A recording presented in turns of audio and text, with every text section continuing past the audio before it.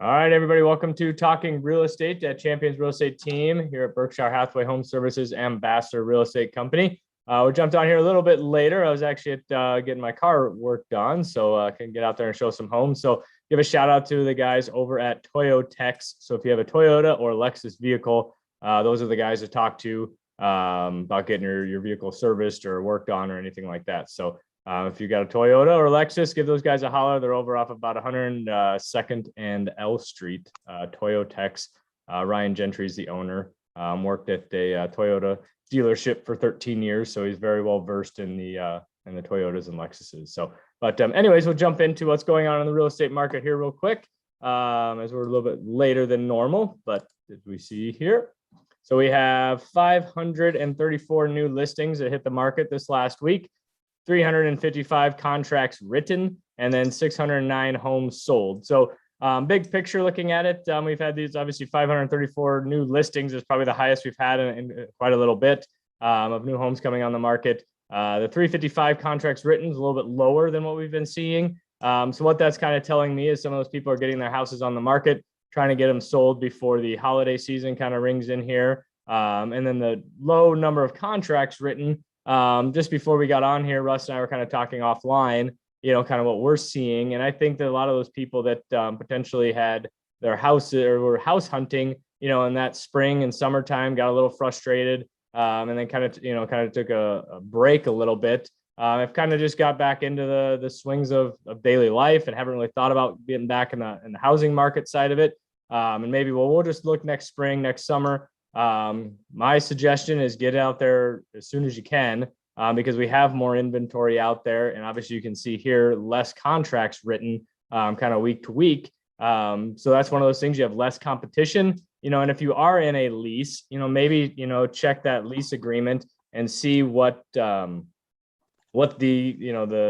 terms are. If you were to break that lease, is that just an extra month's payment or whatever that is? Or maybe you can have someone, lease it from you as well. But those are those things that if it only costs you $1,000 to break the lease and you're going to save yourself a good chunk of change by buying a house now rather than waiting, maybe that makes financial sense for you. So if that's just something to keep on the back burner. But 30,000 foot view of the market, we have 1,800 homes active on the MLS for your viewing pleasure.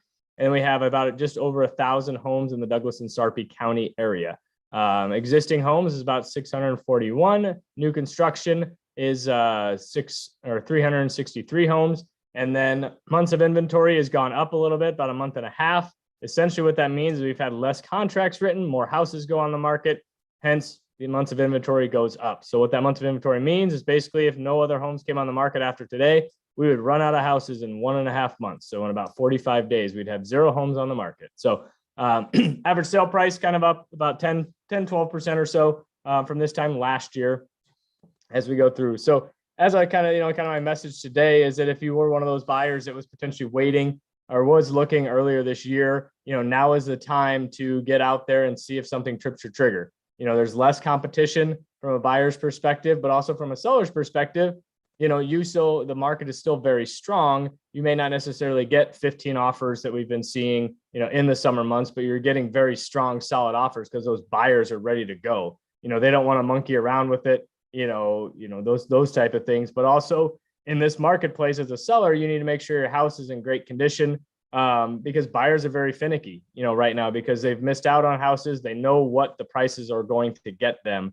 So you need to adjust your prices accordingly, and meet with one of us here at Champions Real Estate Team, and we can kind of give you a good idea of what your house is going to be valued at and potentially what the market is going to bear for your houses. Because ultimately the market determines the value.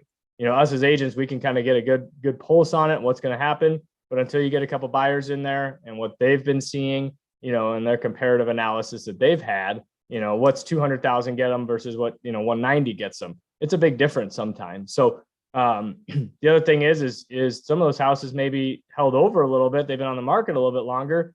Don't be afraid to make an offer on a house, make it reasonable, but you can still get potentially get lower than listing price in that regards too. So that's all part of what we do here at Champions Real Estate Team, is coach you throughout the process, to make the best decision for you and give you options, both from a buyer side and a seller side. So I guess As always, joining me is Russ Williams with Williams Mortgage. So we will touch base with him and kind of see what's going on in the mortgage industry and what rates are doing.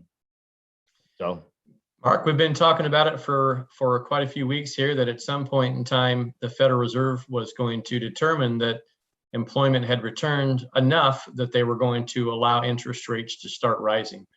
We're going to be watching really closely this Friday, and usually the first Friday of every month, but this month it happens to be the second Friday. The federal government releases a non-farm payroll report, and if we do have a very solid employment number, it's quite likely the Fed may start to announce when they're going to back off their purchase of mortgage bonds as early as November. The market, of course, will be watching Friday very closely. They're already anticipating that the Fed will start to back off of purchasing mortgage bonds. And what that means for buyers, is that interest rates are likely to rise. It's no surprise when you go to the grocery store or buy goods and services that the cost of things have risen.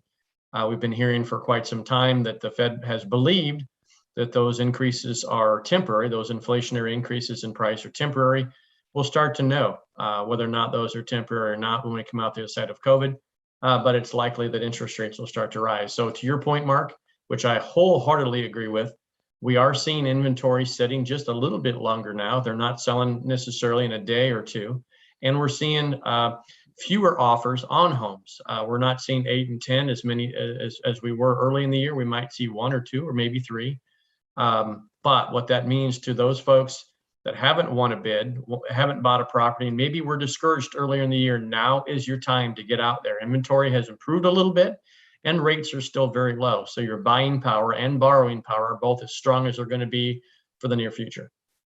Yep, I agree. I mean, it is. It's just, timing is everything, and everything in life, so it's kind of one of those that if you've waited a little bit and maybe you signed a lease until next April, next May, but it is if you have somebody maybe take over that lease, assume that lease, or even just break the lease, just see what the terms are of your lease, don't do anything foolish, but it's one of those that, like you said, if interest rates go up 1%, you lose 10% of your purchasing power. So on a $100,000 house, if it goes from 3 to 4%, not that we're saying it will, but that's $10,000 you're leaving on the table. And if those prices go from 100,000 up to 110, in the spring, now you're up $10,000 plus you're down another, you're out $20,000 just by waiting. Or, if it is, 1 month's rent you got to pay to break the lease, who knows, depending on what it is.